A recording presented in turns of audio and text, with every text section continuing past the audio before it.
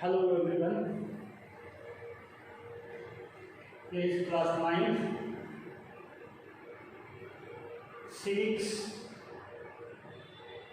chapter name is Constitutional Design, and myself, Muhammad Abbas Manzoor. We are going to start this lesson today. आज हम इस lesson को शुरू कर रहे हैं. And keep in mind the topic, that is constitutional design.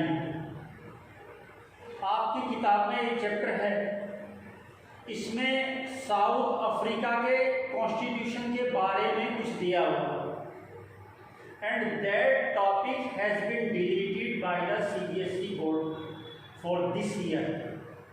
क्योंकि आपको मालूम है 30% सिलेबस रिड्यूस कर दिया है CBSE बोर्ड ने, तो जो साउथ अफ्रीका का कॉन्स्टिट्यूशन है वो पोर्शन हटा दिया गया है, डिलीट कर दिया गया है. उस पर टाइम खराब ना करें.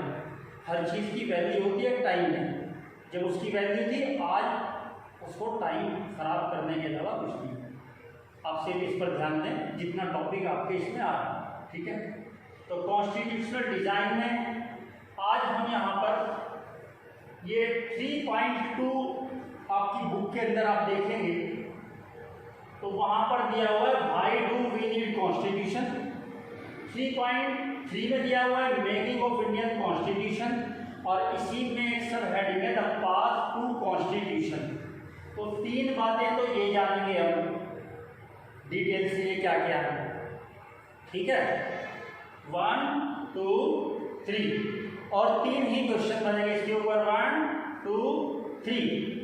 लेकिन इससे पहले हमें जान लेना चाहिए कि कॉन्स्टिट्यूशन क्या होता है. बच्चों क्लास 6 से पढ़ते चले आ रहे हो और मैं रिमाइंड करा देता हूँ, बट आपको खुद ही पता होना चाहिए. ठीक है, और ऐसे पढ़ते रहोगे और भूलते रहोगे तो फिर कोई फायदा नहीं है. खेल कूद में मस्ती कर रहे हैं और पीछे का भूलते जा रहे हैं. I am just reminding it to you what is constitution. तो constitution is a book of law according to which a country is govern. ये किताब है कानून की, सुप्रीम कानून है, इससे ऊपर कोई कानून नहीं होता. जितने कानून बनेंगे वो इस किताब के अकॉर्डिंग बनेंगे. उसमें कानून लिखे हुए हैं जिसके हिसाब से देश चलता है. आप यूँ समझिए, आप क्रिकेट का गेम खेलते हैं और some rules are required to play the game. अगर क्रिकेट खेलने के लिए आप खड़े हो जाएं और ना तो ये तय किया जाए कि कितनी ओवर का जो है आपका ओवर कितनी बॉल का होगा, और 6 मार्क्स के लिए बाउंड्री क्या होगी, और LBW के लिए क्या कानून होगा, आउट होने के लिए क्या कानून होगा, कैच आउट का क्या कानून होगा. कोई कानून ना हो तो खेल नहीं हो सकता, और कॉन्स्टिट्यूशन ना हो तो देश कानून के मुताबिक चलेगा नहीं. फिर तो मनमानी है. जो राजा के मन में आए, जो प्रधानमंत्री के मन में आए वो कर दिया, कि जो आदमी आया बेगुनाह उसे फांसी पे चढ़ा दो, जो गुनाहगार आया उसे छोड़ दो, फिर तो कुछ भी कर दो. लेकिन अगर वहाँ पे कानून है, कॉन्स्टिट्यूशन है, संविधान है, बुक ऑफ लॉ है, तो फिर अपनी मर्जी से नहीं चलेगा, अकॉर्डिंग टू कॉन्स्टिट्यूशन चलेगा. आई समझ में बात? डेफिनेशन तो बड़ी याद करते आ रहे हैं क्लास 6 से आप लोग, है ना. पर अगर आपको नॉलेज चाहिए तो वो है जो मैं आपको बता रहा हूँ. It is a book of law according to which a country is govern as the some rules are required to play the game. Similarly, some law कुछ are required, कुछ कानून की जरूरत है to run a country. जैसे खेल को चलाने के लिए वहाँ पर कुछ कानून की जरूरत है, देश को चलाने के लिए जिस कानून की जरूरत है वो संविधान की किताब है, कॉन्स्टिट्यूशन कहलाता है. तो ये तो हुआ कॉन्स्टिट्यूशन. आ गया समझ में कि नहीं आ गया? नहीं आ गया दोबारा वीडियो को देख लेना, तीसरी बार देख लेना. और कॉन्स्टिट्यूशन क्या होता है इसको दिमाग में बैठा लो. ठीक है, और नहीं बैठा सकते तो फिर कोई फायदा नहीं है. फिर पढ़ते रहिए किताबों को, मारते रहिए खाक छानते रहिए. कुछ मिलने वाला नहीं है। पता नहीं कितने लोग आए किताबें पढ़े चले गए, ठीक है, ये समझना पड़ता है टीचर इसीलिए यहाँ पर। तो कॉन्स्टिट्यूशन मैंने बता दिया कि वो सुप्रीम लॉ की एक किताब है। अब आप समझिए 3.2 अपनी बुक को खोल करके देखेंगे आप लोग वीडियो के बाद में, ठीक है, और पढ़ेंगे और देखेंगे, उसका फोटो भी मैं आपको भेजूंगा।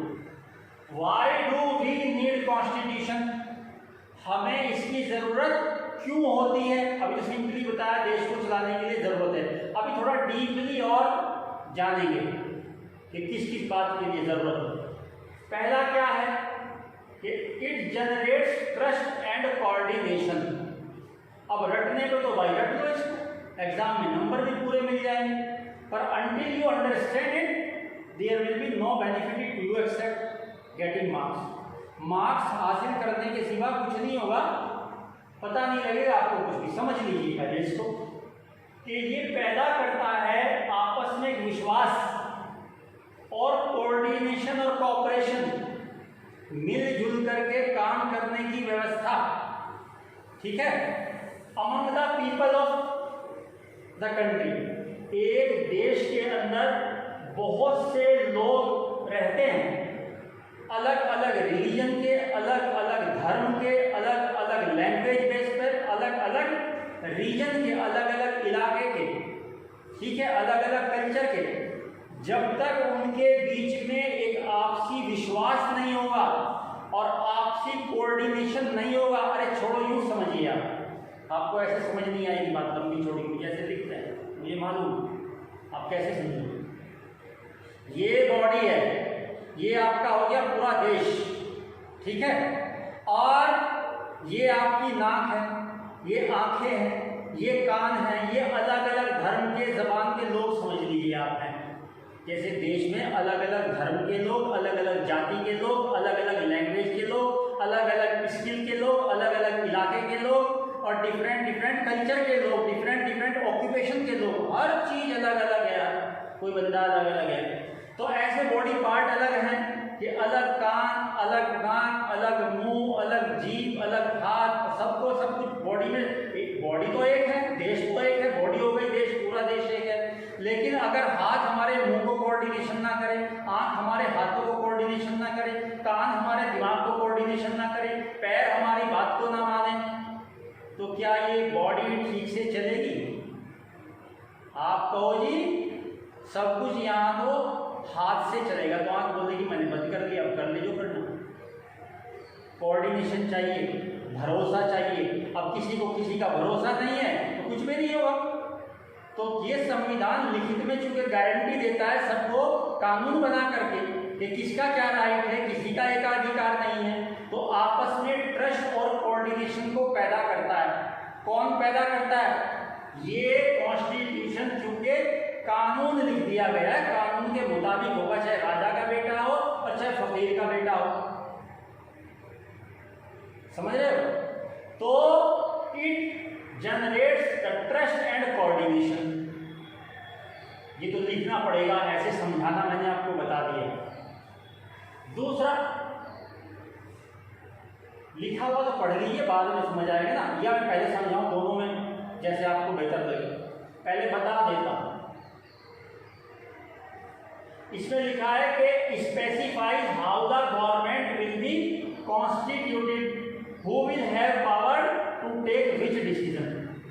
संविधान बताता है कि सरकार बनेगी कैसे और कौन जो है कानून बनाएगा। अब आप कहो जी मैं भी देश का मेंबर हूं, मैं यहाँ अपने घर में अपनी बैठक में अपने ड्राइंग रूम में बैठ के कानून बना रहा हूं, नहीं, ये तो कॉन्स्टिट्यूशन बताएगा कौन कानून बनाएगा। कानून तो पार्लियामेंट बनाने का काम है, उसने लिखा हुआ है उधर कि लोग पहले अपने रिप्रेजेंटेटिव चुनेंगे, उधर वो बैठ करके वहां से कानून बनाएंगे। तो ये बताता है कि how the government will be constituted, यानी इसमें एक लोकसभा होगी, राज्यसभा होगी, है ना, और कैसे किसको चुना जाएगा और कौन जो है कौन सा डिसीजन कौन लेगा, कौन सा डिसीजन प्राइम मिनिस्टर लेंगे, कौन सा राष्ट्रपति लेंगे, है ना, कौन सा जनता लेगी, कौन सा कोर्ट क्या देखेगा, ये इसमें करता है। तो ये specifies how the government will be constituted. अब तीसरे पॉइंट पर देखिए काम हो गया नहीं होगा इसके। तीसरा काम क्या होगा? Limits the power of government, सरकार के मुंह में लगाम लगाता है संविधान अदालत के थ्रू। अगर सरकार गलत करती है, आप चले जाइए कोर्ट में, वो कोर्ट का काम है, कोर्ट देखेगा क्या सही है क्या गलत है। तो ये उसकी पावर को लिमिट करता है, वरना तो क्या करेंगे, आज कोई बन गया चीफ मिनिस्टर या प्राइम मिनिस्टर या कुछ भी MP MLA कुछ भी, तो क्या करे, पुलिस को ऑर्डर दे करके जिसने वोट नहीं दिया उनको सबको जेल में डालने का काम कर दे, उनको उनके घरों से निकाले, क्यों भाई, उनकी प्रॉपर्टी पर कब्जा कर ले, उनके साथ बदतमीजी करे। नहीं, it will not happen at all. क्यों नहीं होगा? क्योंकि वहां पे कॉन्स्टिट्यूशन है, वो क्या करता है, limits the power of government, सरकार की पावर को लिमिट करता है और राइट्स ऑफ सिटीजन, और जनता को अधिकार देता है। अब यहाँ ये और समझ लीजिए, इस पॉइंट के अंदर यहाँ किताब में लिखा नहीं है, पर मेरे बताने का फर्ज है। क्या ये यूं क्यों नहीं लिखा कि राइट टू द गवर्नमेंट और limits the power of citizens? देखो, गवर्नमेंट तो बड़ी चीज है, सरकार है, पुलिस है, मिलिट्री है, कानून है, ताकत है, उसकी पावर को लिमिट करता है, बड़े की पावर को। हम कमजोर है, सिटीजन्स अलग अलग है, इंडिविजुअल है, पैसा भी उतना नहीं है, पावर भी उतनी नहीं है, तो हमें कुछ अधिकार देता है फंडामेंटल राइट्स की शक्ल में।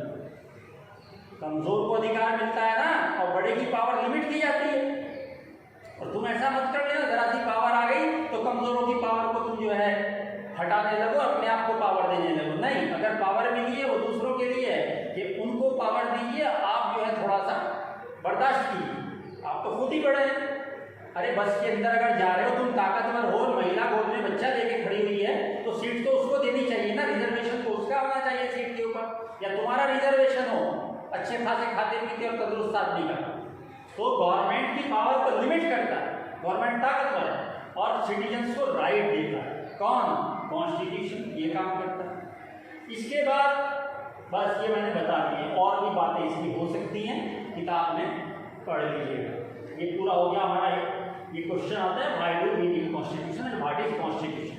ठीक है, अब आगे चलते हैं। मेकिंग ऑफ इंडियन कॉन्स्टिट्यूशन, संविधान जो है वो कैसे बना और क्या क्या डिफिकल्टी फेस की संविधान को बनाते वक्त और इसको एग्जीक्यूशन करने में, इसको लागू करने में। देखो भाई, देश में जिस वक्त ये संविधान लागू किया जा रहा था, 1950 में लागू हुआ, 47 में हम लोग आजाद हुए, ठीक है, और ये देखना था कि क्या क्या चीजें लागू करें, क्या छोड़ दें, क्या करें क्या ना करें। संविधान पर काम तो बहुत पहले से चल रहा था। क्या दिक्कतें आई, ये सवाल पूछा जाता है, what problems were faced, what difficulties were faced, ठीक है ना, for making of the Indian constitution. देखो, एक तो ऐसे देश के लिए कानून बनाना जिसमें इतनी ज्यादा डाइवर्सिटी हो, different kind of peoples, different religion, different caste, different language, different religion, different culture, ठीक है, ऐसे लोगों के लिए एक सिंगल कानून बनाना, एक संविधान बनाना कॉमन, के सबकी मर्जी का ख्याल रखा जाए, सबकी जरूरतों को ख्याल रखा जाए, तो ये बड़ा मुश्किल काम था। Because our country is a diverse country in terms of language, caste और जो भी रिलीजन और जो आपका रीजन, कल्चर एक्सेट्रा। दूसरा, पार्टीशन ऑफ द कंट्री। जब कॉन्स्टिट्यूशन असेंबली बनी, पूरा हिंदुस्तान, पाकिस्तान, बांग्लादेश सब तो एक ही था, बट पार्टीशन के बाद में जो मेंबर थे कॉन्स्टिट्यूएंट असेंबली में, पाकिस्तान यानी इस्लामाबाद के, लाहौर के, कराची के, क्योंकि सारे रीजन से लोग लिए गए थे कॉन्स्टिट्यूशन बनाने में, तो वो तो चले गए और बाकी लोग रह गए। तो और पार्टीशन में एक क्या हुआ, जब बंटवारा होता है ना भाई, थोड़ी कड़वी बातें भी होती, और एक बहुत ही कड़वी हमारे देश के साथ में ये घटना घटी। पूरा ही देश हमारा था, हिंदुस्तान, पाकिस्तान, बांग्लादेश। क्या कि 10 लाख पीपल वर किल्ड जब लोग इधर से उधर माइग्रेट कर रहे थे, इंडिया से पाकिस्तान जा रहे थे, पाकिस्तान से इंडिया आ रहे थे, जो वहीं रुके, तो वहाँ पर कुछ लोग जो जहाँ पर ज़्यादा था उसने मारकाट शुरू कर दी और ये खून की नदी बह गई, 10 लाख लोग मारे गए। अब जो ये कोऑर्डिनेशन और ट्रस्ट था, मैंने बोला जनरेट ट्रस्ट एंड कोऑर्डिनेशन, तो इसको हर्ट होता है, क्योंकि कोई भी चीज़ें ट्रस्ट और कोऑर्डिनेशन से चलती हैं। तो यहाँ पर प्रॉब्लम ये आ गई, पहले ही डाइवर्सिटी थी, फिर वहाँ पर 10 लाख लोग और मारे गए, मारकाट हो गई वहाँ पर, ठीक है। ये प्रॉब्लम फेस आई, कैसे ट्रस्ट कोऑर्डिनेशन पैदा करें। तीसरा, अंग्रेजों ने क्या किया, when they left India, Hindustan को जब छोड़ा, जब हिंदुस्तान के अंदर वो लोग आए तो हिंदुस्तान ऐसे इंडिया नहीं था जैसे आज आप देखते हो। यहाँ पर हर इलाके में, हर स्टेट में, हर जगह पर अलग अलग अलग अलग छोटे छोटे छोटे छोटे छोटे छोटे राजा और छोटे छोटे राज्य हैं। ऐसे इंडिया नहीं था जैसे आज देखो कश्मीर से कन्याकुमारी तक भारत देश है, ऐसे नहीं था। अलग अलग राजा लोग राज करते थे, उनके अलग अलग राइट्स थे। तो वो प्रिंसली स्टेट थे, जहाँ पर प्रिंस होते थे, वो अपनी जगह का अपना खुद देखभाल करते थे वहाँ, ठीक है। सेंटर में गवर्नमेंट है, पर ये जो स्टेट्स हैं, जैसे स्टेट है अलग अलग जगहें हैं, तो इन जगहों पर जैसे पंजाब, हरियाणा, उत्तर प्रदेश, आसाम, तमिलनाडु, केरल, तो बहुत सारे स्टेट हो गए, पहले कुछ कम। तो 500 प्रिंसली स्टेट थे, 500 नियर अबाउट 500 से भी ज़्यादा। और अंग्रेजों की एक चाल थी कि फूट डालो राज करो, डिवाइड एंड रूल।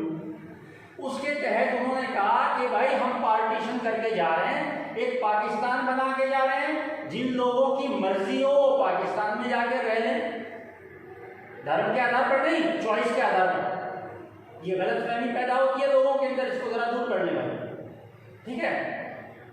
तो कुछ लोग जिनको वहाँ रहते थे वो वहाँ रह गए, जिनको वहाँ सूट नहीं किया वो इंडिया आ गए, जो इंडिया में रहते थे वो इंडिया में रह गए, जो यहाँ नहीं रहना चाहते थे वो वहाँ चले गए। किसी ने किसी को रोका थोड़ा ही है, चले जाओ भाई, यहाँ से प्रॉपर्टी छोड़ के जा रहे हो, वहाँ मिल जाएगी, वहाँ से छोड़ के आ रहे हो लिखवा करके यहाँ मिल जाएगी, ठीक है।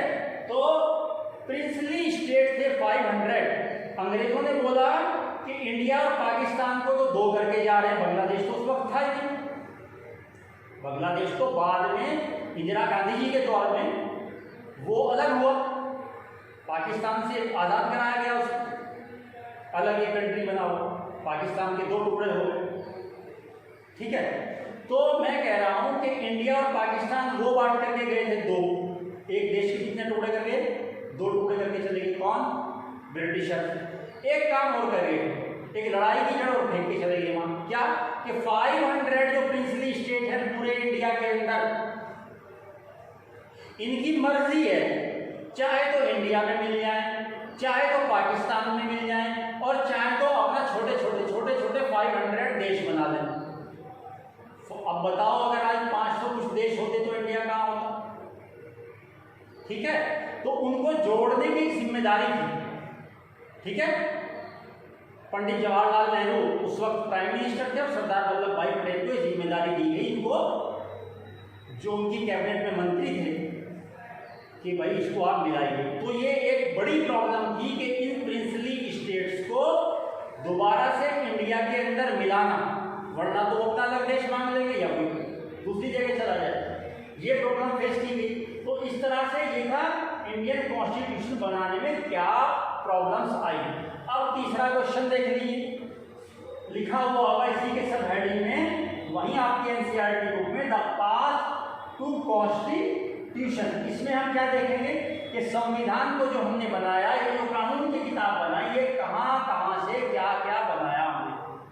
तो क्या बनाया, एक तो हमारे जो लीडर्स थे, पहले भी इलेक्शन होते थे, मैं आपको बता दूं आपकी जानकारी के लिए, आप पढ़ते आए होंगे, पता नहीं आपने उसको समझा पहले के नहीं समझा, 6-7 देते हुए क्या कि अंग्रेजों के ज़माने में भी इलेक्शन होते थे और इंडिया के लोग भी, लीडर्स भी उसमें चुन करके आते थे, असेंबली में जाते थे, जैसे MP और MLA चुने जाते हैं, हिंदुस्तान के लोग भी इलेक्शन में खड़े होते थे, वोट पड़ते थे। लेकिन उन्हें पार्लियामेंट को उस तरह से, हमारे जो चुने हुए मेंबर्स थे उनको अधिकार नहीं था अंग्रेजों की मर्जी, जो सजेशन दिया माने माने ना माने भाई, समझे। तो लेकिन इसका एक फायदा हुआ, क्या फायदा हुआ कि हमारे लीडर्स को ये सरकार चलाने का एक अनुभव हो गया, एक यानी एक्सपीरियंस हो गया उनको। तो कुछ चीज़ें तो हमने वहाँ से लिए, जैसे हमारा जो गवर्नमेंट ऑफ इंडिया एक्ट 1935 था, ठीक है ना, तो उस तरह से जो अंग्रेजों के कॉलोनियल टाइम में जो रूल्स बने उनसे भी हमने कुछ संविधान को बनाने के लिए कुछ सीखा कि कैसे हमें बनाना है, पुराने अपने तजुर्बे और एक्सपीरियंस से। फिर फ्रांस में जो रिवॉल्यूशन आपने पढ़ा कि फ्रांस के अंदर डेमोक्रेसी आई राजा को हटा करके, तो लिबर्टी, इक्वलिटी, फ्रेटर्निटी, 3 नारे वहाँ पर थे, भाईचारा, आज़ादी, है ना, और बराबरी का दर्जा। ये हमने कहाँ से सीखा? ये हमने सीखा फ्रेंच से।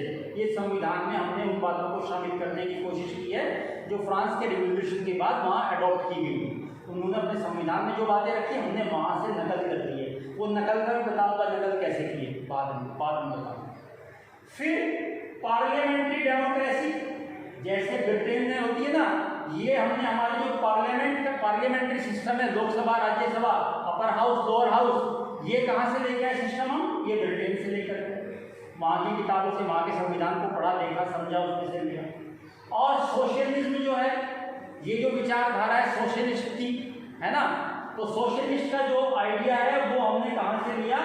रशिया से लिया, ठीक है। और अब आगे बात नकल की। इतनी सारी चीजें हमने इमिडिएट की हैं कॉन्स्टिट्यूशन बनाने में, नकल की है, लेकिन सिर्फ नकल नहीं की है, नॉट जस्ट इमिटेटिंग ब्लाइंडली, ऐसे ही जो वहाँ लिखा हमने पीछे वो उतार दिया। हमने चेक किया, उस पर क्वेश्चन किया, इसके क्वेश्चन लिख दूँ मैं इसको, ये ठीक है, वो लगा हुआ नहीं है। तो questioning whether be suited to our country, ये भी देखा कि ये बातें जो हम डिफरेंट ब्रिटेन से, यूएसए से, रशिया से, फ्रांस से संविधान को बनाने में जो चीज़ें हम ले रहे हैं वहाँ के संविधान से नकल कर रहे हैं, जो हम जो है, ठीक है ना, बिल ऑफ राइट्स है, जो हमें आजकल फंडामेंटल राइट्स है, अधिकार मिलते हैं, राइट्स, है ना, ये हमने अमेरिका से सीखा, वहाँ से लिया। लेकिन ऐसे नकल नहीं किया, किसी से लेना बुरी बात नहीं है, लेकिन उसको अपनी ज़रूरतों के मुताबिक देखिए हमारे यहाँ सूट करेगा कि नहीं करेगा। तो हमने ये पहले देखा हमारे लीडर्स ने कि क्या बातें हमें सूट करती हैं, उसके हिसाब से कॉन्स्टिट्यूशन को बनाया। 3 क्वेश्चन कवर हो गए आज के लिए, इतना ही। वीडियो को 2-3 बार देखा करें तब कुछ समझ में आएगा, और अब किताब भी पढ़नी पड़ेगी। और दूसरे, मैं आपको क्वेश्चन आंसर ऐसे अब आगे के लिए फिलहाल नहीं भेज रहा हूँ, कोशिश कर रहा हूँ किसी और तरीके से। बुक आपकी रहेगी, बुक के पेज जो है मैं आपको क्लिक करके भेज दूंगा, वहाँ पर question number 1, question number 2, question number 3, question number 4 ऐसे लिखे रहेंगे, और उनके आंसर वहाँ ऐसे करके कोर्स लगा करके number 1 point, number 2 point, number 3 point ऐसे लिखे रहेंगे, नंबर नहीं डाले मैंने, कोर्स लगा दिए। तो आप वहाँ से खुद ही क्वेश्चन लिखोगे, खुद ही आंसर बनाओगे, इस तरीके से आपको खुद करना है। अब मैं पहले की तरह से जो फोटो खींच करके भेजता था वो नहीं भेज रहा हूँ, क्योंकि मैम ने बोला है कि आप ऐसे करके देखिए तो शायद ये ज़्यादा सूट करेगा, ठीक है। तो okay, thank you, have a nice day.